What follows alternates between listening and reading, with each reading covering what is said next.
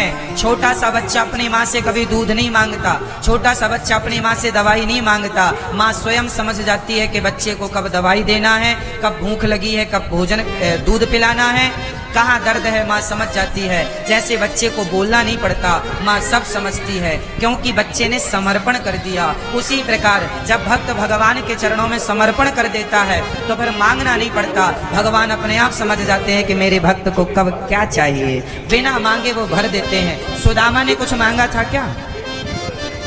सुदामा ने मांगा? यदि सुदामा ने मांगा होता तो उतना ही मिलता जितना मांगते, पर भगवान ने बिना मांगे वो दिया जिसकी सुदामा ने सपने में कल्पना नहीं की। इसलिए मांगोगे तो आप घाटे में रहोगे, कम ही मिलेगा, नहीं मांगोगे तो भगवान छप्पर फाड़ के देंगे। इसलिए भगवान से कहो प्रभु मैं क्या मांगूं, आप देख लो ना, जो आपको अच्छा लगे वो आप दीजिए, मैं क्या मांगूं, आप मिल जाइए बस। नानाक पृष्ठम न च पारमेष्ठम न च सार्वभौमम न रसाधिपत्यम न योग सिद्धि रपुनर्भवम वा समंजसत्व विरहीय कांक्षे। बस आपके विरह में, आपकी याद में बस रोता रहूं। हे गोविंद, आप कुछ देना चाहते हैं तो मेरी आंखों में अपने प्यार, अपनी भक्ति के दो आंसू दे दीजिए, ताकि मैं आपके प्रेम में, आपके विरह में, आपकी याद में केवल रोता रहूं, केवल रोता रहूं। भगवान के लिए रोने में जो सुख है वो धन पाकर के भी आप इतने सुखी नहीं हो सकते जितना भगवान के लिए रोकर आप सुखी हो सकते हैं। इसलिए भगवान से क्या मांगा जाए, भगवान को ही मांग लो ना। भगवान से, भगवान को मांगो। भगवान से मांगना और भगवान को मांगना दोनों बातें अलग अलग हैं।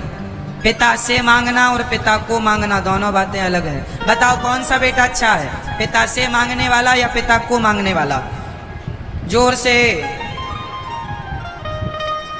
मैया जी, ओ मेरी माँ, पीछे वाली मैया बताएंगी।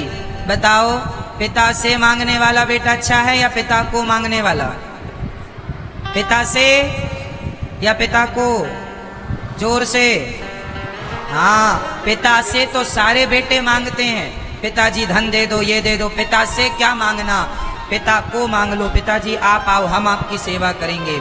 जो बेटा पिता को मांग लेता है, पिता उस पर बड़ा प्रसन्न होकर सब देता है। उसी तरह भगवान से नहीं मांगो, भगवान को मांग लो। भगवान से मांगना और भगवान को मांगना।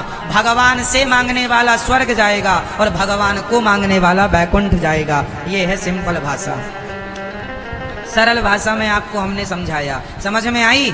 चलो बताओ स्वर्ग कौन जाएगा? जोर से। आप भी थोड़ा थोड़ा बात किया करो, कथा सुन के जाया करो, घर में रिवीजन किया करो। आज कथा में क्या सुना, इससे बातें जिंदा रहती हैं। नहीं, बातें रिवीजन नहीं करोगे भूल जाएंगी सब। कल क्या सुना था, आज के लिए सब बम खत्म। क्यों? आपने रिवीजन नहीं किया, आपने दोहराया नहीं। चलो बताओ स्वर्ग कौन जाएगा? जोर से। भगवान से मांगने वाला स्वर्ग जाता और भगवान को मांगने वाला, जोर से और जोर से, वैकुंठ, वैकुंठ जाता। जो भगवान श्रीमन्नारायण का नाम जपता है वह वैकुंठ जाएगा। जो कृष्ण का नाम जपता है वो गोलोक जाएगा। जो राम जी का नाम जपता है वो साकेत जाएगा। अब आप कहेंगे भगवान तो एक ही है, लेकिन भगवान ने एक ही होकर अनेक रूप बना रखे हैं। जो जिस रूप में मन लगाएगा उसको परमात्मा वो धाम प्रदान कर देंगे। हैं तीनों एक ही। स्वर्ग जाने वाला, अब वैकुंठ जाने वाला साकेत में टहल सकता है, जाके वहां के पार्क वार्क यूज कर सकता, झूला उला झूल सकता। और गौलोकवासी साकेत में जा सकता है ना। यदि आप गौलोक चले गए माना फॉर एग्जाम्पल, और मैं वैकुंठ गया, तो अपन लोग फिर ऊपर मिल सकते हैं आपस में, क्योंकि आसपास है ना, अगल बगल। और यदि आप स्वर्ग चले गए तो फिर दूरी लंबी हो जाएगी, फिर हम आपसे मिल नहीं पाएंगे। स्वर्ग वाले तो फिर ये समझ लो कि कम से कम 1.5 लाख किलोमीटर दूर है, और ज्यादा 1.5 लाख किलोमीटर से लंबी, और कोई यात्रा का साधन भी नहीं है वहां, जाने का मन ही नहीं होगा। अब रबड़ी, श्रीखंड, गुलाब जामुन खाने वाले को गुड़ खाने का मन कहाँ होता है? तो बैकुंठ में जो चला जाए उसका फिर स्वर्ग जाने का मन कहाँ होगा? थर्ड क्वालिटी की व्यवस्था है स्वर्ग में। वैकुंठ में तो एक नंबर की व्यवस्था, पूरी वीआईपी, सब बढ़िया। तो आप लोग यदि चलना चाहो तो फिर तैयारी में लगो, और नरक जाना हो तो फिर उसकी तो तैयारी आपकी चल ही रही है। हाँ, नरक वाला तो प्रोग्राम आपका बिल्कुल रेडी है। नरक के लिए तो आप लोग बिल्कुल तैयार ही हैं। दिन भर झूठ, दिन भर चुगली, दिन भर निंदा, दिन भर उल्टे काम। इसका ये मर जाए, वो हो जाए, इसका ये नाश हो जाए, इसका ये हो जाए, ये उल्टी सीधी बातें, ठगी चल रही है, लूट घसोट चल रही है। यही नरक जाने का रास्ता है। जो दिन भर तुम झूठ बोलते हो, चवन्नी के लिए भी, 1 रुपया के लिए भी 2-4 झूठ बोल देते हो, ये सब नरक की तैयारी है। बचना, नरक तो अलग है, स्वर्ग चलो फिर भी नरक ना जाओ, स्वर्ग ही चले जाना।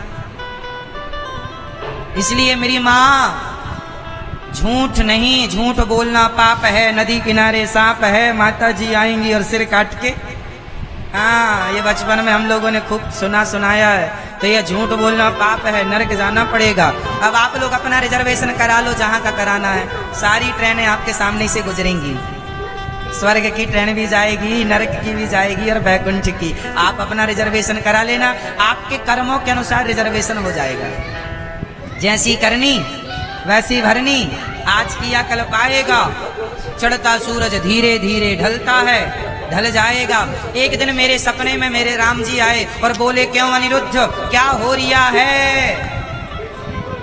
एक दिन राम जी मेरे सपने में आए, बोले, क्यों अनिरुद्ध, क्या हो रिया है? मैंने कहा, प्रभु पूरा देश रो रिया है। बोले, क्यों रो रिया है? मैंने कहा, खाना चाहता है आम और बबूल बो रिया है, इसलिए देश रो रिया है। खाना चाहता है आम और बोता क्या है? बबूल। पेड़ बोए बबूल का तो आम कहां से आए? कर्म करोगे गंदे तो स्वर्ग वैकुंठ कहां से मिलेगा? नरक ही मिलेगा। चलो, तो भगवान की हमारे यजमान परिवार श्रीमती इंद्रमणि जी, श्री कलीराम अग्रवाल जी, श्रीमती सीता देवी जी, श्री वेद प्रकाश अग्रवाल जी, श्रीमती मीना देवी जी, सत्यनारायण अग्रवाल जी, जो भागवत सुनता है उसकी कभी दुर्गति नहीं हो सकती, वो नरक जा ही नहीं सकता। उसका तो भगवत धाम जाना बिल्कुल पक्का है, वो कभी नरक नहीं जा सकता। आप लोगों की टिकट भगवत धाम की कंफर्म होगी, जब भी आपका जीवन पूरा होगा तब भगवत धाम। भागवत सुनने वाले की कभी दुर्गति नहीं हो सकती। इसलिए अपने पूर्वजों को भागवत जरूर सुनाना चाहिए। आपके बाप दादे मर गए हैं, किसी कारणवश वो नरक गए होंगे, इसलिए हमारे भागवत हिंदू धर्म में हमारे यहाँ या गया श्राद्ध करो या भागवत जी की पोथी कराओ। आप भी अपने पूर्वजों के नाम से भागवत जी की पोथी पाठ करा सकते हैं। जब भी आप लोगों के पूर्वजों की तिथि आए तब भागवत जी की पोथी करा लेना। अभी 10 तारीख से पितृपक्ष चालू होंगे तो भागवत जी की पोथी चलेगी रेगुलर। अभी पूरे पितृपक्ष में भागवत जी की पोथी होगी।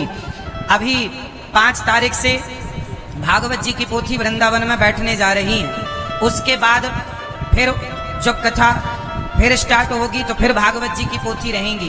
तो आप लोग अपने पूर्वजों के नाम से भागवत जी की पोथी पाठ करा के उनकी सदगति के लिए प्रयास कर सकते हैं, यदि आप उनकी सदगति का प्रयास करना चाहते हैं। एक भागवत ही है कि जो भागवत सुनता है उसकी सदगति होती है। परीक्षित ने भागवत सुनी, सदगति हो गई। धुंधकारी ने भागवत सुनी, सदगति हो गई। इस कली काल में कोई व्यक्ति पुण्य ना कर पाए और मर जाए तो क्या करें?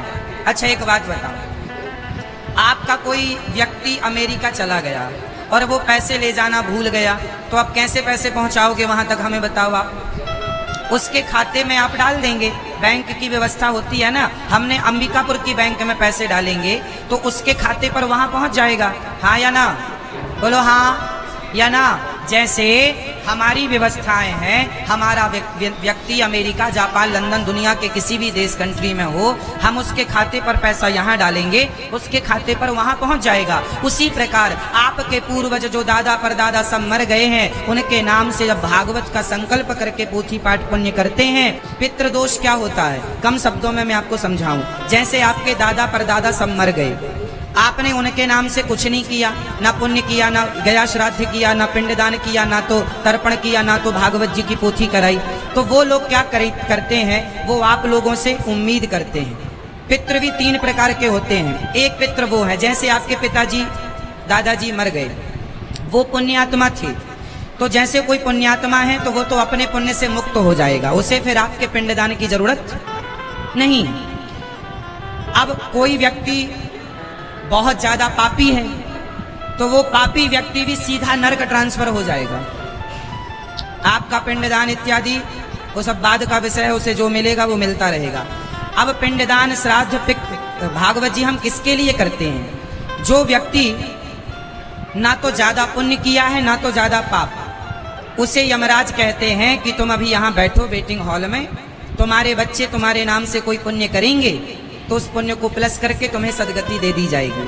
जो व्यक्ति नरक जा चुका है, आपके पूर्वज, यदि आप उनके नाम से भागवत जी की पोथी पुण्य करते हैं और पुण्य पर्याप्त हुआ तो तुरंत यमराज उन्हें नरक से निकालकर तुरंत स्वर्ग या वैकुंठ जिस लायकपन हुआ ट्रांसफर कर देते हैं। और जो व्यक्ति, जैसे कुछ लोगों की मृत्यु हुई और जन्म हो गया, जन्म जैसे वो किसी गधे के रूप में हुआ, मनुष्य के रूप में हुआ, गाय के रूप में हुआ, शेर के रूप में हुआ, आपके पूर्वज, तो आपने पिंडदान किया, यहाँ पर पुण्य किया, यहाँ पर वो उस योनि में जहाँ हैं उन्हें उस रूप में उन्हें प्राप्त हो जाएगा। जैसे जैसे आपके पूर्वज, यदि कोई गाय बन गया है, बैल बन गया है तो उसे चारे के रूप में उसे प्राप्त होगा, शेर बना है तो मांस के रूप में प्राप्त होगा, और कोई इंसान बना हुआ है आपका पूर्वज किसी जगह पर तो उसे धन धान्य और समृद्धि के रूप में उसे वो आपका पिंडदान प्राप्त हो जाएगा। आपका किया पुण्य आपके पूर्वजों तक पहुंचेगा जरूर। अब वो किस रूप में पहुंचेगा वो ईश्वर को पता है। पहुंचाने, जैसे हमने यहाँ से पैसा डाला तो अमेरिका में पैसा नहीं पहुंचेगा, डॉलर कन्वर्ट हो जाएगा। हाँ या ना? हाँ या ना? हमने यहाँ से किसी के खाते में पैसा डाला तो वहाँ पैसा नहीं पहुंचेगा, वहाँ तो डॉलर में कन्वर्ट होगा। उसी प्रकार आप अपने पूर्वजों के नाम से यहाँ पर जो भी पुण्य करते हैं वो वहाँ उस रूप में प्राप्त होता है जिसकी उन्हें आवश्यकता है, उन्हें क्या चाहिए उस रूप में उन्हें वहाँ मिलता है। भागवत कभी भी आप सुन लो, वो आपको सदगति प्रदान करेगी। 21 पीढ़ी तारने की ताकत भागवत जी में। उदाहरण, जैसे आपने भागवत जी कराई तो आपकी 21 पीढ़ी तर जाएगी। 21 पीढ़ी कौन? जैसे पुरुष ने भागवत कराई, जैसे अभी हमारे अग्रवाल परिवार और हमारे वंसल परिवार भागवत करा रहे हैं, तो इन्होंने कराई है तो इनकी 21 पीढ़ी कैसे तरेगी वो मैं गणित बता रहा हूँ। 7 पीढ़ी इनके पहले जो हमारे राम अग्रवाल जी, प्रकाश जी और नारायण अग्रवाल जी हैं, इनके 7 पीढ़ी पहला, मतलब इनके पिता के पिता के पिता के पिता के पिता के पिता के पिता, ये 7 पीढ़ी आने वाली, पुत्र के पुत्र के पुत्र के पुत्र के पुत्र के पुत्र के पुत्र 7, और 7 पीढ़ी इनकी माँ पक्ष, जो इनकी माँ है, माँ मतलब नाना के पिता के पिता के पिता, वो 7 या 21 इस प्रकार से सदगति होती है। अभी तो पुरुषों ने भागवत जी कराई है, माना कोई बेटी भागवत कराए, माना कि कोई महिला भागवत करा रही है, तो महिला की सदगति किस प्रकार होती है वो भी समझिए। कोई महिला भागवत कराए तो उसकी सदगति इस प्रकार से होती है कि आपके पति, आपके ससुर के पिता के पिता के पिता 7 पीढ़ी पहले की, 7 पीढ़ी आपके पुत्र के पुत्र के पुत्र की, और महिला करा रही है तो 7 पीढ़ी तुम्हारी माँ पक्ष। पुरुष कराएगा तो पुरुष की माँ पक्ष का कल्याण, और महिला कराएगी तो महिला के माँ पक्ष का कल्याण। तो ये 21 पीढ़ी होती है। इसलिए कुछ महिलाएं भी भागवत कराती हैं तो उनकी भी 21 पीढ़ी इस गणित से, और पुरुषों, अब आपकी 50 पीढ़ी का उद्धार नहीं हुआ, फॉर एग्जाम्पल भागवत से 21 पीढ़ी का उद्धार होगा, और आपके बेटिंग में 50 लोग अभी तरे ही नहीं है, आपने खानदान में कोई पुण्य किसी ने किया ही नहीं, फिर आप कहेंगे महाराज जी हमने तो भागवत जी करा ली, हमारे तो कोई लाभ ही नहीं हुआ। नहीं जी, भागवत जी से लाभ हुआ है, तुम्हारी पीढ़ियां तर गई हैं, पर वो पीढ़ियां जो तर गई हैं उनके बाद जो बेटिंग में थे वो उम्मीद लगाए हैं, अरे हमारे लिए भी कुछ कर दो, हमारा भी उद्धार हो जाए। इसलिए हम तो कहते हैं ईश्वर सामर्थ्यवान बनाए तो साल 2 साल में एक भागवत जी की पोथी ही करा लिया करो, ताकि उनका उद्धार हो जाए। कितने भी होंगे 7-7 के हिसाब से सदगति तो होनी ही चाहिए। हम मरे इसलिए हम कहते हैं आप लोग इतना पुण्य करके मरना कि आपके बच्चे कुछ ना भी कराएं तो आपकी सदगति हो जाए, है ना। आप लोग ना बैठे रहना कि बेटा पिंड दान करे तब हमारी सदगति हो। हम तो कहते हैं अपनी तेरही वेरही करके मरना। आप लोग अपनी तेरही अपने जीते जी कर लेना। 13 ब्राह्मण मरने के बाद खवाते हो, अरे जीते जी खवाओ ना 13 ब्राह्मण, 15 खवाओ, 100 खवाओ। हम तो गौरी गोपाल आश्रम में 1000 ब्राह्मण रोज खाते हैं, 1000 रोज। हमारी तो रोज ना जाने कितनी तेरही हो जाती है। हाँ, और आप लोग 13 ब्राह्मण ढूंढते हैं, वो भी मरने के बाद। हद होती है मूर्खता की। जीते जी कहाँ थे, मर गए तब गौदान कर रहे हैं। गैया तुम्हारा बेटा ऐसी गई गौदान करेगा, पंडित जी के घर जाते जाते मर जाएगी, बिल्कुल बूढ़ी गाय। जीते जी अपने हाथ से क्यों नहीं करते गौदान? इसलिए वृंदावन में गौरी गोपाल गौशाला भी है, कभी आना, हम वृंदावन में गौ माता का दर्शन कराएंगे। हमारी एक गाय है गंगा, जो हमें आशीर्वाद देती रहती है। वृंदावन में गौरी गोपाल गौशाला है, और वृंदावन में हमारी गाय है, उनमें स्वर्ण कपिला गाय है। स्वर्ण कपिला जानते हैं? स्वर्ण कपिला गाय किसे कहते हैं? जिस गाय के खुर, जिस गाय की पूंछ, जिस गाय के सींग सोने की तरह हो, वो स्वर्ण कपिला होती है। कोई लाख 2 लाख करोड़ों में एक गाय ऐसी होती है। गौरी गोपाल गौशाला में 2 गाय हैं, स्वर्ण कपिला गाय हैं, जिनके चरण से लेके पूंछ और सींग तक सब सोने जैसे हैं, स्वर्ण जैसे। स्वर्ण कपिला गाय कहते हैं उसे। गौरी गोपाल आश्रम में स्वर्ण कपिला गाय है। हर गाय का मुंह काला होता है, यहाँ जो नाक होती है ना काला, ये देखिए गाय, ये स्वर्ण कपिला गाय है। गाय का मुंह बिल्कुल सोने के जैसा है। आप जब कभी आएंगे प्रत्यक्ष दर्शन करेंगे तो आपको पता चलेगा। सींग भी सोने की तरह, खुर भी सोने की तरह, पूंछ के बाल जो होते हैं ना वो काले होते हैं, पर स्वर्ण कपिला देखो, आंखों की जो पलकें हैं वो भी सोने जैसी हैं। गौर से देखेंगे सब समझ में आ जाएगा। तो ये गाय, हमारी एक गाय और है गंगा, जो कि हमें जब हम प्रणाम करते हैं तो आशीर्वाद देती है। कभी गौरी गोपाल गौशाला आना। अभी मुझे किसी ने ऑस्ट्रेलिया के अखबार की कटिंग भेजी। ऑस्ट्रेलिया में न्यूज में अखबार में छपा कि जो लोग डिप्रेशन में थे, जो लोगों को माइग्रेन की प्रॉब्लम थी, जिन लोगों को बड़ा टेंशन था, उन लोगों के पास उन लोगों को गाय के पास भेजा गया, और कुछ दिन उन्होंने गाय के संग समय बिताया। तो गाय की सेवा करने से और गाय के संग समय बिताने से उन लोगों की वो बीमारियां दूर हो गईं जो डॉक्टरों से दूर नहीं हो सकती थी। मतलब गाय की संग से हम बहुत पॉजिटिव होते हैं, इसलिए गाय की सेवा करनी चाहिए। आप लोगों ने कुत्तों की सेवा करनी शुरू कर दी है, गाय की सेवा किया करो। हम सनातनियों को गौ माता की सेवा करनी चाहिए। और गंगा, जो आप गौरी गोपाल, देखो ये गंगा है, जब हम प्रणाम करते हैं तो आशीर्वाद देती है, ये हमारी गंगा है। ये भारतीय नस्ल की शुद्ध देसी गाय है हमारे गौरी गोपाल गौशाला में। ये देखो जब प्रणाम करते हैं तो ऐसे माथा रखकर आशीर्वाद देती है, ये गंगा है। इस गाय का नाम है गंगा। इसकी एक बेटी है, नाम है उसका गंगी, गंगा की बेटी गंगी। तो गौरी गोपाल गौशाला कभी आप आना, हम आपको गौ माता का दर्शन कराएंगे।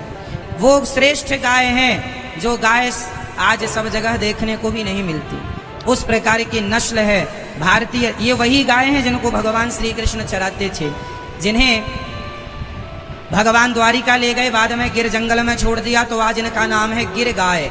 इन्हें गिर गाय कहते हैं। ये गिर नस्ल की गाय कहलाती है। कौन सी गाय है ये? गिर नस्ल की गाय। इनके दूध में ही स्वर्ण होता है। पूरी दुनिया में एक ये गाय ऐसी होती है जिनके दूध में स्वर्ण होता है, सोना होता है। ऐसा हम नहीं कह रहे हैं कुछ भी अपने मन से, साइंस की रिसर्च कहती है। आप सर्च करेंगे बहुत चीजें आपको मिल जाएंगी। गायों के बारे में भी बहुत आप लोग शायद कम ही जानते होंगे। भारत में हर राज्य की अलग अलग गाय होती है। छत्तीसगढ़िया गाय अलग होती है, वो छोटी सी होती है, ठिनगी सी, शुद्ध देसी होती है वो, है ना। जर्सी को गाय नहीं मानते, जर्सी अलग प्रजाति होती है। गाय भारतीय नस्ल की जो शुद्ध गाय है वो देसी गाय होती है। जर्सी अलग होती है और गाय अलग होती है। जर्सी को गाय नहीं मानते, जर्सी को जानवर बोला जाता है, गाय को गौ माता बोला जाता है। गौ माता की। जर्सी का दूध इतना फायदा नहीं करता जितना फायदा, जर्सी का दूध तो फायदा ही नहीं करता जो गिर गाय अर्थात जो देसी गाय का दूध फायदा। देसी गाय का क्या पहचान होती है? देसी गाय के यहाँ पीठ पर इतना बड़ा वो होता है, ऊबड़ होता ना यहाँ पर, वो जिस गाय के जितना बड़ा हो वो उतनी शुद्ध नस्ल कहलाती है। ये गायों की पहचान होती है। आप लोग भी ये गौ माता घर में रखा करो और गाय की सेवा किया करो, ताकि आपके बच्चों को शुद्ध दूध पीने को मिले। क्या भरोसा कि अंबिकापुर में आप लोग जो दूध पीते हैं वो शुद्ध गाय का है? कौन गारंटी लेगा इस बात की? इसलिए शुद्ध दूध, शुद्ध दही, शुद्ध घी तो वही है जो आप अपने हाथ से तैयार कर रहे हैं। गाय है, सेवा करो, दूध निकालो और सेवा को पुण्य भी मिलेगा, गौ सेवा भी होगी, शुद्ध दूध दही भी मिल जाएगा बच्चों को खाने पीने को। लेकिन आजकल का आदमी उल्टा सोचता, कुत्ते पालेगा 50,000 के, गौ माता नहीं रखेगा। द्वार पर लिखवा और देगा, कुत्तों से सावधान। ये घर किसका है? कुत्तों का, लिखा ही है कुत्तों से सावधान। यहाँ कौन रहता? कुत्ते रहते हैं, लिखा ही है कुत्तों से सावधान। चलिए, तो हमारा सनातन धर्म है, उसे जानो पहचानो। कल की कथा में सुना कि भगवान ने एक उंगली से गिरिराज जी को उठाया। भगवान श्री कृष्ण ने उन परंपराओं को बंद किया जो परंपराएं गलत ढंग से चल रही थी। नंद बाबा ने जो गलत परंपराएं चला रखी थी, वो भले बाप दादों की परंपराएं हों, पर बंद कराई। भगवान ने इंद्र की पूजा बंद कराई और गिरिराज जी का पूजन स्टार्ट कराया। किनका पूजन किया भगवान जी ने? बोलिए गिरिराज धारण भगवान की। इसलिए आप भी अपने पूर्वजों के द्वारा जो गलत परंपराएं चल रही हैं, आप भी उन परंपराओं को बंद करेंगे। जैसे बकरे को काटना, छत्तीसगढ़ में ये ज्यादा है। छत्तीसगढ़ में देवियों के मंदिर में, कुछ देवियों के मंदिर में बकरा चढ़ता है। जहां ये परंपराएं ज्यादा हैं, समझ लो वहां अज्ञान ज्यादा है। कोई देवी और देवता बकरे की बलि नहीं चढ़ाता, कोई मांगता नहीं है। आप लोग जो करते हैं वो मनमाना कर रहे हैं।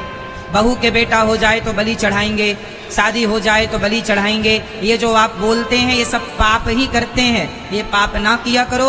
और किसी भी देवी के मंदिर में जो बलि चढ़ाने की परंपरा है, बिल्कुल गलत है। आज जागरूक भारत के व्यक्ति बनो, ज्ञान धारण करो और ऐसी बुरी परंपराओं का परित्याग करके एक अच्छी परंपराएं स्वीकार करो। और मांस इत्यादि जो खाने की परंपराएं हैं, कई लोग तो शादियों में मांस परोसते हैं, कई लोग तो शादियों में मछली का मांस परोसते हैं। सारी परंपराएं गलत हैं और सही परंपराओं की ओर बढ़ना चाहिए। हम सनातनियों को बहुत हो गया मूर्खता का काम। ये सब अज्ञानवश लोग करते हैं, देवियों के मंदिर में जा जा करके और बदनाम करते हैं देवियों को कि देवी माँ बलि मांग रही हैं। कोई देवी माँ बलि नहीं मांगती, आप अपना मनमानी करते हैं। कहीं हमारे वेद पुराण में नहीं लिखा। वेद का पहला वाक्य, पहला वचन है अहिंसा ही परमो धर्मः। ये वेद कहता है। वेद कहता है अहिंसा ही परमो धर्मः। अहिंसा, जीव की रक्षा करना, जीव की हत्या ना करना ही हमारा धर्म है। तो जहाँ जीव की हत्या ना करना धर्म है, वहाँ हत्या करना धर्म कैसे हो जाएगा? इसलिए किसी बकरे को, बकरी को मत मारो, हत्या ना करो देवी देवताओं के नाम पर। तो ये गलत परंपराएं बंद करनी है। एक दूसरी भी गलत परंपराएं हमारे समाज में चालू है। वो क्या है? अच्छा बताओ, आपके छत्तीसगढ़ में ये परंपरा है कि नहीं? जैसे कोई एकादशी के दिन मर जाता है ना, तो एकादशी का व्रत करना लोग छोड़ देते हैं कि मान हो गई एकादशी। एकादशी के दिन कोई मर गया तो एकादशी बंद। भैया मोबाइल ना चलाओ, सरकार सुन लो कथा। अच्छा सुनो, राम नवमी के दिन कोई मर जाए तो आप राम नवमी छोड़ देते हैं। कृष्ण जन्माष्टमी के दिन कोई मर जाए तो आप कृष्ण जन्माष्टमी का व्रत करना छोड़ देते हैं। नवरात्रि के दिन कोई मर जाए तो नवरात्रि करना छोड़ देते हैं। क्या ऐसी परंपराएं छत्तीसगढ़ में है या नहीं? हाँ या नाम उत्तर दीजिए बस। हैं? तो ये परंपरा भी गलत है। शास्त्रों में ऐसा कहीं उल्लेख नहीं है। मनमाना लोग बोलते हैं, मनमाना लोग करते हैं। अब मैं आपको उदाहरण से समझाता हूं। ये बताओ कि राम नवमी के दिन कोई मर गया, कोई, अच्छा चलो एकादशी, कोई एकादशी के दिन मर गया तो आपने एकादशी छोड़ दी। क्या आपने झूठ बोलना छोड़ा कि आज के दिन मरा था, आज तो झूठ नहीं बोलेंगे? क्या कपट करना छोड़ा? क्या निंदा करनी छोड़ी? चुगली करनी छोड़ी? ईर्ष्या करना छोड़ा? द्वेष करना छोड़ा? भोग भोगना छोड़ा? अभिमान करना छोड़ा? गुस्सा करना छोड़ा? बुराई नहीं छूट रही है। एक ले दे के अच्छाई करते थे कि एकादशी रहते थे, वो अच्छाई और छोड़ दी। अरे छोड़नी ही है तो बुराई क्यों नहीं कि आज भाई फलाने मर गए थे, आज झूठ नहीं बोलेंगे, आज हम उल्टा काम नहीं करेंगे। लेकिन नहीं, एकादशी छोड़ दी और आपने बुराई कुछ भी नहीं छोड़ी। तो आपके जो पूर्वज, जैसे आपके पिताजी एकादशी के दिन मर गए, फॉर एग्जाम्पल आपके माना कि पिताजी एकादशी के दिन मर गए और आपने एकादशी छोड़ दी। अरे जी अब एकादशी नहीं करेंगे, पिताजी मर गए, हमारे ससुर जी मर गए, तो यमराज उन्हें 2-4 कोड़े इस बात के और लगाएंगे। क्यों रे, एक तो मरा और एकादशी छुड़वा के आ गया सब लोगों की, ले और कोड़े और खा। आगे पीछे नहीं मर सकता था? एकादशी मिली थी, मरने सबकी छुड़वा दी एकादशी तूने। तो वो तुम्हारे जो पूर्वज बाप दादे मर गए एकादशी, उन्हें तो और पाप लगेगा कि तुमने एकादशी छुड़वा दी सबकी, पाप लगेगा। इसलिए कहता हूं आप एकादशी के दिन कोई मर जाए तो आप एकादशी के दिन उत्सव ना करो, उत्सव ना करो। वरना एकादशी के दिन हम लोग कैसे घर में कीर्तन कराते हैं, थोड़ा झूम लेते हैं भगवान के कीर्तन में, उत्सव कराते हैं, ठाकुर जी को भोग हो बढ़िया प्रसाद बंटवाते हैं। एकादशी है तो आज कीर्तन भजन होगा, ऐसा उत्सव भले ना करो, सामान्य रूप से एकादशी करो। एकादशी ना करने से पाप लगता है सनातनों को। आपको बताऊं, जो लोग एकादशी नहीं करते उन्हें पाप लगता है, ऐसा हम नहीं कह रहे हैं। एकादशी हिंदुओं का सर्वश्रेष्ठ व्रत का नाम क्या है बताओ आप? हिंदुओं की सर्वश्रेष्ठ व्रत कौन सा है हिंदुओं का? कोई आपसे पूछ ले तो क्या जवाब होगा? एकादशी। सारे व्रतों में 365 दिन के व्रतों में एकादशी सर्वश्रेष्ठ है। महीने की 2 होती है और साल की 24 होती हैं। पुरुषोत्तम महीना बढ़ जाए तो 26 हो जाती हैं। 26 एकादशी करना चाहिए हिंदुओं को। एकादशी के दिन अन्न तो बिल्कुल नहीं ग्रहण करना चाहिए, विशेष चावल। एकादशी के दिन चावल में ही पाप समा जाते हैं। व्रत का मतलब भोजन त्यागना नहीं है, व्रत का मतलब है आज एकादशी है, आज भगवान का माला ज्यादा जपेंगे, आज भगवान का चिंतन ज्यादा करेंगे, आज भगवान से प्यार करने के लिए समय निकालेंगे, आज कुछ अच्छा करेंगे, अच्छा घर में कीर्तन भजन का प्रोग्राम, आपका घर शुद्ध होता रहेगा। इसी बहाने उत्सव आप लोगों ने कुछ भी करना छोड़ दिया, इसलिए अज्ञान आ गया। इसलिए आज इतना संकट, जब जो देखो उसी के घर में भूत प्रेत की बाधा चल रही है। क्यों? आपने कोई उत्सव तो किया नहीं। कहते हैं नीम का धुआं करने से मच्छर भाग जाता है, हाँ या ना? जैसे नीम का धुआं करने से मच्छर भाग जाता है, उसी प्रकार एकादशी के दिन व्रत करो और भगवान को खूब थोड़ा सा हवन पूजन करो। एकादशी के दिन आप हवन पूजन करो, सत्यनारायण भगवान की कथा रखा करो और उस कथा इत्यादि में जो हवन होता है, उस हवन के धुएं से आपके घर की नकारात्मकता भाग जाती है, नेगेटिविटी भाग जाती है। लेकिन आप लोगों ने केवल एकादशी छोड़ दी और कुछ नहीं छोड़ा, झूठ कपट ना छोड़ा, बस एकादशी। हमारी माताएं बस एक ही गाना गाती हैं, महाराज जी एकादशी का उद्यापन कर दें क्या, एकादशी का उद्यापन कर लें क्या?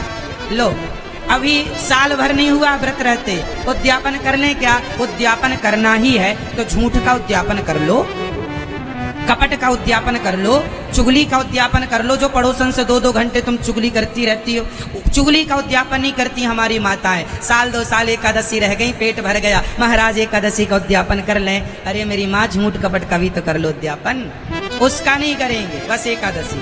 सुन लो, एकादशी का उद्यापन कभी नहीं करना चाहिए। अरे रहते रहते व्रत करते करते प्राण जाने चाहिए। अच्छे काम क्यों बंद करना, बुरे काम क्यों नहीं बंद करना साहब? लेकिन इतनी अज्ञानता भारतीयों के पास, ना जाने कहां से आ गई, हम क्या क्या कहें आपको। तो आज के बाद एकादशी के उद्यापन का गाना कोई नहीं गाएगा। मैया एकादशी का उद्यापन का गाना तो नहीं गाती हो आप? उद्यापन करेंगे झूठ का। और एकादशी, हम ये नहीं कहते एकादशी के दिन भूखे मरो ना, आप फल खाओ। एकादशी में क्या खा सकते हैं? फल। सिंघाड़े के आटे का प्रयोग करो, फल खाओ, सेंधा नमक खा सकते हैं, मूंगफली इत्यादि का सेवन, दूध दही पी सकते हैं, है ना? खाओ, हम ये नहीं कहते भूखे रहो, खूब खाओ, पर भगवान का चिंतन करो, भोग लगाओ, फल खाओ, फल फूल खाओ और व्रत का विधान मानो कि आज हमारा व्रत है। खाने की मनाही नहीं है, खूब खाओ, जो खाने लायक है व्रतों में वो खाओ और व्रत रहो, घर में उत्सव करो। आज एकादशी है ऐसा मानकर। और क्यों छोड़ेंगे? मरते दम भी करते करते मरेंगे, ताकि भगवान एकादशी करने से भगवान बड़े प्रसन्न होते हैं, इसलिए एकादशी करना चाहिए।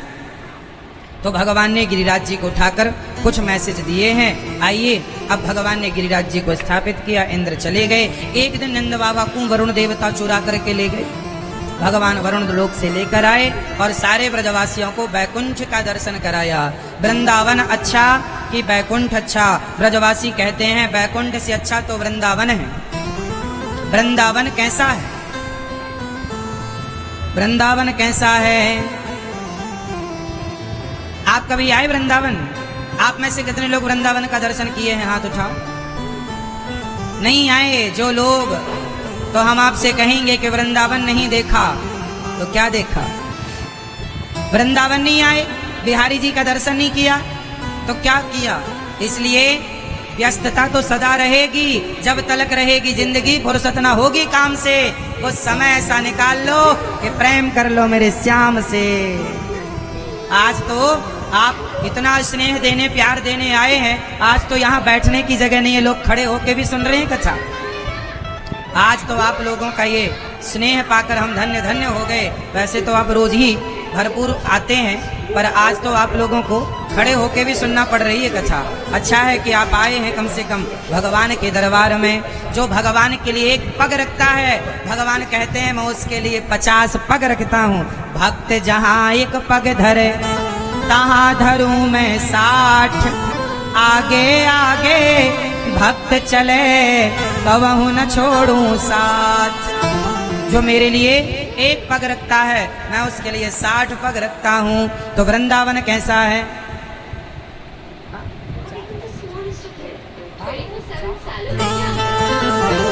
हाँ, मेरा मन पंछी ये बोले, मेरा मन पंछी ये बोले, उड़ वृंदावन जाऊं, ब्रज की लता पता मैं राधे राधे गाऊं, मैं राधे राधे गाऊं, मैं श्यामा श्यामा गाऊं। निधिवन जी में जहाँ कन्हैया रास रचाते हैं, प्रेम भरी अपनी बांसुरिया आप बजाते हैं। राधा संग नाचे सांवरिया, राधा संग नाचे सांवरिया, दर्शन करके आऊं, ब्रज की लता पता राधे राधे। बोलिए वृंदावन धाम की जय। धन्यम वृंदावनम तेना भक्तिर नृत्यति यत्र च। धन्य है ये वृंदावन। इसलिए कभी कभी समय निकाल के आया करो, बिहारी जी का दर्शन किया करो, राधा रमण जी का, राधा वल्लभ जी का, और गौरी गोपाल भगवान का वृंदावन में विराजे हैं, दर्शन किया करो। वृंदावन की गिरिराज जी की परिक्रमा लगाया करो। कहते हैं जो वृंदावन का एक चक्कर लगा लेता है, गिरिराज जी का एक चक्कर लगा लेता है, फिर उसे कभी किसी के सामने चक्कर नहीं लगाना पड़ता। जो भगवान के द्वार पर चक्कर लगाए वो भगवान का हो जाएगा, फिर उसे किसी के आगे चक्कर लगाने की 84 का चक्कर छूट जाता है। आज भगवान ने यमुना के पुलिन तट पर खड़े होकर सुंदर सी बांसुरी बजाई। आज भगवान का मन हुआ है रास रचाने का। आज भगवान गोपियों के संग रास रचाते हैं। भगवान पिता रात्रि शरदोत्फुल्य मल्लिका, वीक्षरंतुम मनश्चक्रे योग माया मुपाश्रिता। आज भगवान का मन हुआ कि गोपियों के संग रास रचाए। अच्छा, ये रास क्या है? रास का अर्थ ये नहीं है कि कोई पुरुष, कोई भगवान कोई महिलाओं के संग नाच रहे हैं, इसका नाम रास नहीं। रास का अर्थ है जीवात्मा और परमात्मा के मिलन को रास कहते हैं। ईश्वर और भक्त, जब भक्त और भगवान मिलें उसे रास कहते हैं। अच्छा ये बताओ, जब भगवान श्री कृष्ण ने रास रचाया उस समय भगवान की उम्र कितनी थी? कितनी उम्र थी? आप में से किस किस को पता है? जो कथा सुनते होंगे, ये दास ने कई बार बताया है, आपको पता होना चाहिए। जिस समय भगवान ने रास रचाए उस समय भगवान की उम्र थी 8 साल। 7 साल पूरा होकर भगवान 8वें साल में चल रहे थे, ऐसा भागवत जी में लिखा है। जहां रास रचाया है ये लिखा है, वहीं पर ये भी लिखा है कि भगवान 8 साल के थे। अब कई लोग ना रास लीला को, भगवान की लीला को लोग गलत एंगल से देखते हैं। अरे भगवान ने तो रास रचाए, महिलाओं के संग रास रचाए। रास की परिभाषा भी जानते हो क्या होती है?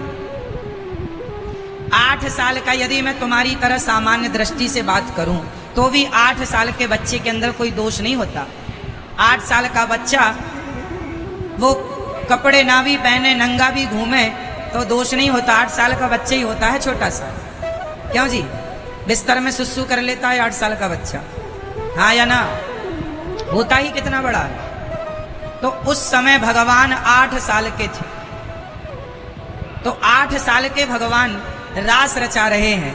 तो क्या यहाँ आपको कोई काम देखने को मिल रहा, कोई विषय वासना देखने को मिल रही है? भगवान भगवान है।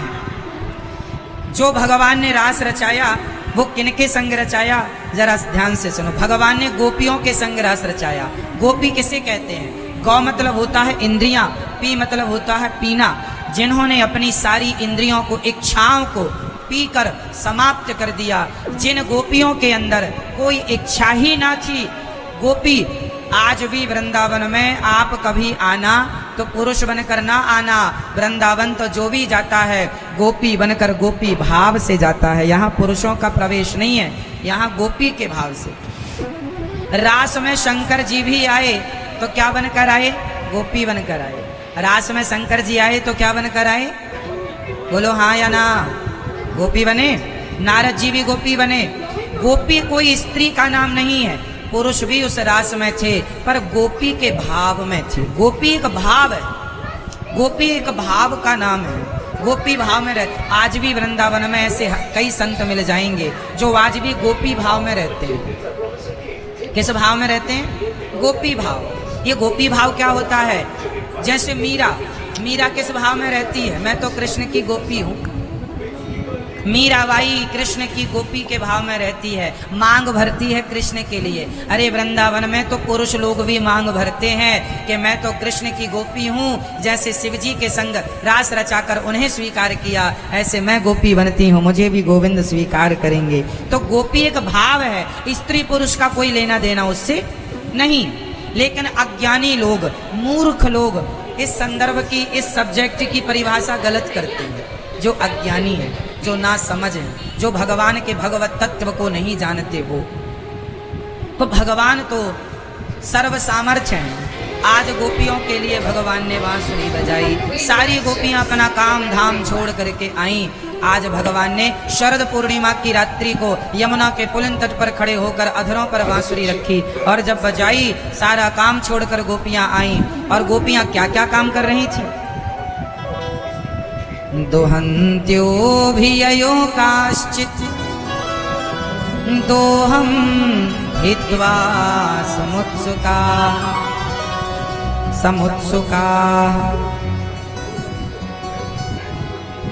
पयोधिसृत्य संयावा मनुद्वास्य पराययोः।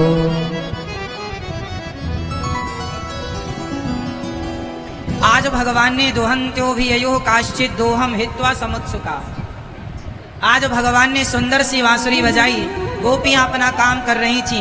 बहुत ध्यान से सुनिएगा, आज बिल्कुल शोर ना कीजिएगा और जहां जगह मिले वहीं बैठ जाइए। ध्यान पूर्वक सुनिएगा। सारी गोपियां काम धाम छोड़ छोड़ कर आई हैं और भगवान ने, एक गोपी गाय दोह रही थी कि बांसुरी सुनाई पड़ी, गोविंद बुला रहे हैं। गाय छोड़ करके वहीं पर और दौड़ पड़ी श्री कृष्ण के लिए।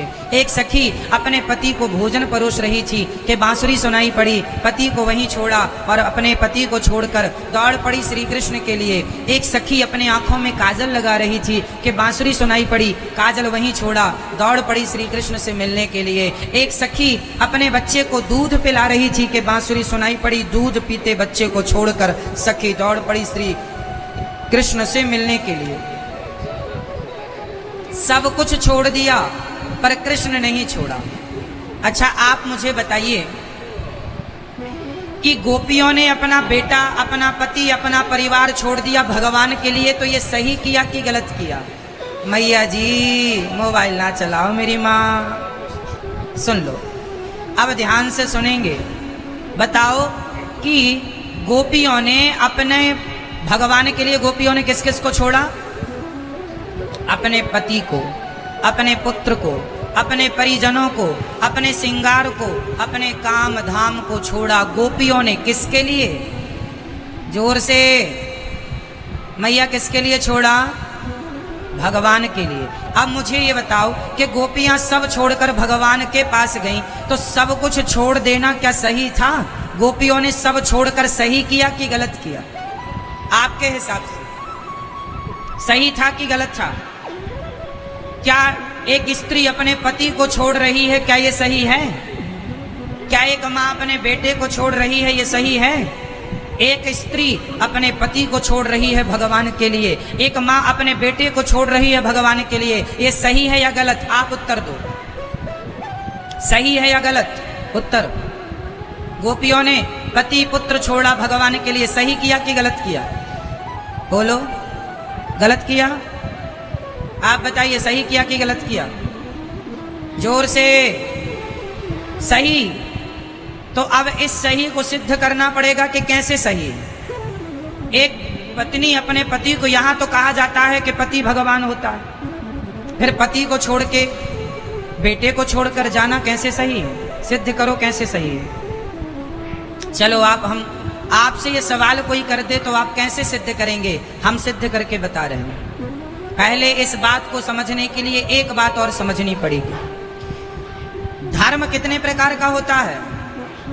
धर्म कितने प्रकार का है? बताओ, धर्म कितने प्रकार का होता है? आप बताइए। नहीं, आपको पता है? चलो आज सुनो, और जो हम बोलेंगे आप ध्यान से सुनना, याद करना, सारी जिंदगी काम आएगी। बहुत सारे समस्याओं का, बहुत सारे प्रश्नों का उत्तर केवल इस बात से मिल जाएगा जो मैं बोलने जा रहा हूं। ध्यान से सुनना। धर्म 4 प्रकार का होता है। पहला धर्म है सामान्य धर्म। माँ की सेवा करना, पिता की सेवा करना, पत्नी का ख्याल रखना, पति की सेवा करना, अतिथि की सेवा करना, सत्य बोलना, दया करना, गुरु की सेवा करना, अतिथि की सेवा करना, द्वार पे आए लोगों को खिलाना पिलाना, सारा कुछ ये सामान्य धर्म होता है। ये कौन सा धर्म है? जोर से। अतिथि सेवा, माँ सेवा, पिता सेवा, जरूरतमंदों की सेवा, सत्य बोलना, दया करना, दान करना, ये सब कौन सा धर्म है? बोलते चलो, सामान्य धर्म है। इस धर्म से ऊपर होता है विशेष धर्म। अब विशेष धर्म क्या होता है? जहां पर भगवान के लिए अपनी माँ, अपना पिता, अपना पति, अपना पुत्र, अपना शरीर जो भगवान के लिए छोड़ दे, वो विशेष धर्म होता है। ये विशेष धर्म की परिभाषा कि दुनिया छूटे तो छूटे पर भगवान ना छूटे, ये कौन सी परिभाषा है? विशेष धर्म है ये। अब उदाहरण सुनो। माँ की सेवा करना पुण्य है कि पाप है? जोर से। माँ की सेवा करना धर्म है कि अधर्म है? धर्म है। तो भरत जी अपनी माँ को गालियां दे रहे हैं। भरत, राम के भैया भरत, राम जी के भैया भरत गालियां दे रहे हैं अपनी माँ को। अरे कैकई, तेरे मुंह में कीड़े क्यों ना पड़ गए जब तूने राम को वनवास भेज दिया? तो बताइए, क्या माँ को गालियां देना धर्म है? तो भरत जैसे बेटा गाली दे रहे हैं अपनी माँ को, तो क्या गाली देना धर्म था? अब मुझे ये बताओ कि भरत जी ने अपनी माँ को गाली क्यों दी? क्यों दी? कोई शौक नहीं था, कोई जानकर नहीं दी। भरत जी ने अपनी माँ को उस दिन से माँ कहना बंद कर दिया जिस दिन से भरत जी को पता लगा कि मेरी माँ ने मेरे राम को वनवास भेज दिया है। माँ छूटे तो छूट जाए पर मेरे भगवान ना छूटे। भरत जी ने विशेष धर्म का पालन किया। भगवान के लिए माँ छूटे तो भरत जी यदि माँ को पकड़ते तो भगवान छूट रहे थे। या तो माँ को पकड़ लो या तो भगवान को पकड़ लो, एक कोई तो पकड़ना था ना भरत जी को। तो किसे पकड़ना धर्म है बताओ? भगवान को या माँ को? इसलिए भरत जी ने माँ को छोड़ दिया, भगवान को नहीं छोड़ा। यदि माँ को पकड़ लेते तो भरत के नाम पर लोग गालियां देते कि कैसा बेटा एक भाई को वनवास भेजकर सिंहासन पर बैठ गया, कौन भरत का आदर करता। लेकिन माँ को छोड़ा, भगवान के लिए घर घर पूजे जाते हैं मेरे भरत भैया। भाई हो तो भरत जैसा आदर्श है। अब मैं दूसरा नाम ले रहा हूं। बताओ, पिता की आज्ञा मानना, पिता की सेवा करना, पिता को मानना धर्म है कि अधर्म है? धर्म है। लेकिन एक बेटा ऐसा है जिसने बाप की एक बात ना मानी। बताओ क्या नाम है उस बेटे का? क्या नाम है उस बेटे का जिसने बाप की एक बात ना मानी और आज सर्वश्रेष्ठ भक्तों में नाम है? क्या नाम है? जोर से। भक्त प्रहलाद। प्रहलाद के पिता हिरण्यकश्यप वो कहते थे मैं ही भगवान हूं, मेरी पूजा कर। क्या तू भगवान भगवान लगा है? लेकिन प्रहलाद जी ने पिता को छोड़ दिया पर भगवान को नहीं छोड़ा। ये विशेष धर्म है। ये कौन सा धर्म है? जहां सब छूटे तो छूट जाए पर भगवान ना छूटे। किसी भी कंडीशन में, किसी भी स्थिति परिस्थिति में भगवान ना छूटे।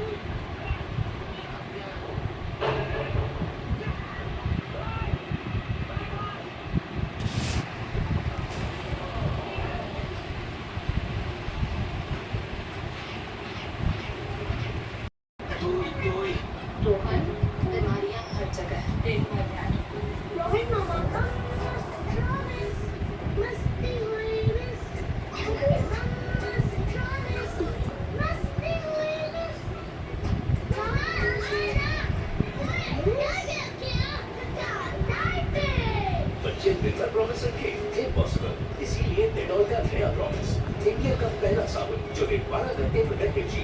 डेटॉल, सुरक्षा का विश्वास अब दिन भर साफ।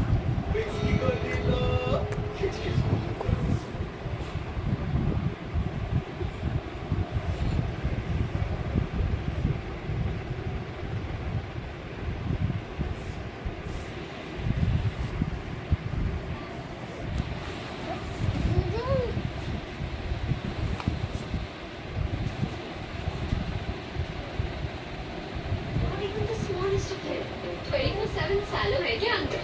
सैलो से भी बेटर प्लीज मैक्स स्पीड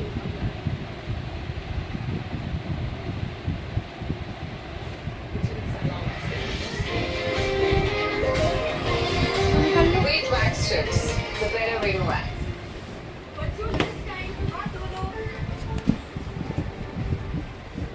आदत तो अच्छी है पर साबुन शेयर